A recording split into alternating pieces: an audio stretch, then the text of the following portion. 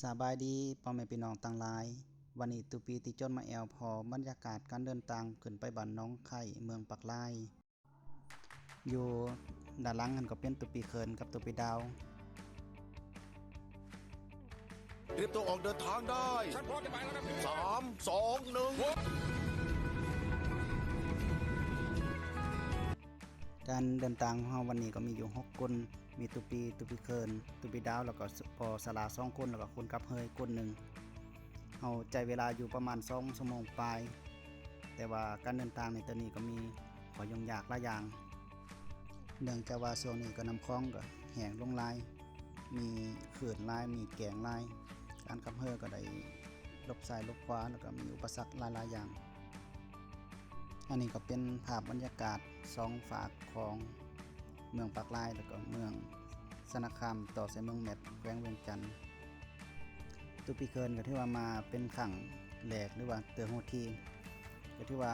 เฮาปัจจุบันก็เจอกับแก่งใหญ่ลาย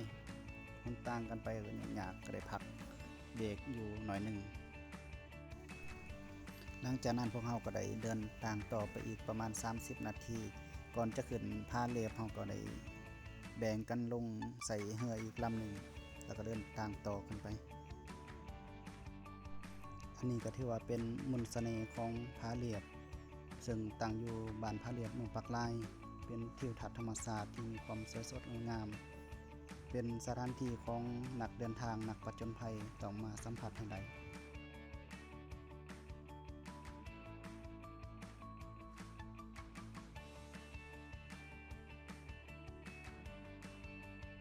หลังจากเราผ่านผาเหลียบมาแล้วเราก็จะมา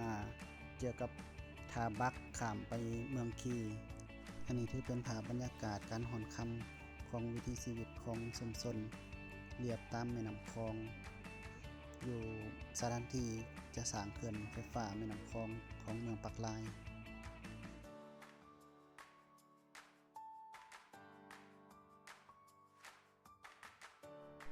แล้วพวกเราก็ได้เดินทางมาฮอดหาดทรายงามก่อนจะขึ้นไปหนองไข่แล้วก็เจอกับดอนฮอนนี่ถือว่าเป็นสถานที่หนึ่งมีประวัติศาสตร์ที่ยาวนานเรือลำนั้นก็ถือว่าเป็นเรือของตุปีดาวเนาะปัจจุบันกำลังที่จอดอยู่ที่ตาหนำของบ้านหนองไข่อันนี้ก็ถือว่าเป็นลำของตุปีกับตุปีเคินได้ขึ้นอันนั้นก็ขึ้นไปตั้งนานนั่นก็ถือว่าเป็นตุปีเคินตุปีเซิร์เป็นวางไกด์และมาแตวอีกนะเฮาก็มาถือว่าเหมือนสมควรก่อนที่ฮอดปัจจุบันก็มาฮอดต่างขึ้นเมื่อวัดก็มีเวตูเพิ่นมาต้อนรับวัดน้องไข่ก็ถือว่าตั้งอยู่บนดอยสูงสมควรนี่ก็ถือว่าเป็นเจ้าที่มาต้อนรับอยู่คันไดนาคนี่เนาะอันนี้ก็ถือว่ามาฮอดวัดบ้านน้องไข่แล้ว